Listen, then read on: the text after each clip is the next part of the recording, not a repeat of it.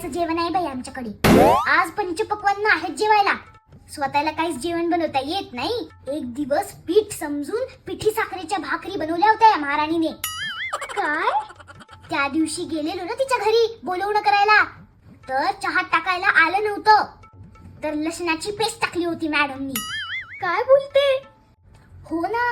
अगं साधा टोमॅटो बटाट्यातला फरक कळत नाही हिला, म्हणून ही टोमॅटोला लाल बटाटा म्हणते.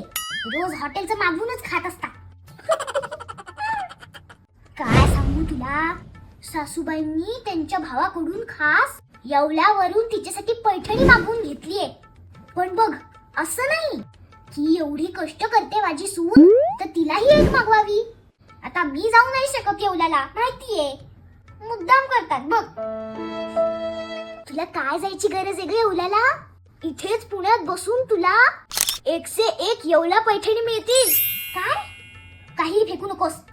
अगं महाराष्ट्रातला सगळ्यात मोठा पैठणी आणि सिल्क साडी महोत्सव आहे. डायरेक्ट येवल्यावरून 1 लाखापेक्षा जास्त व्हरायटी.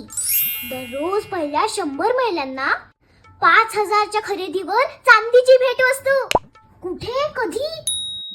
12, 13 आणि 14 जून मेसे ग्लोबल लक्ष्मी लॉन्स, मगरपट्टा, पुणे.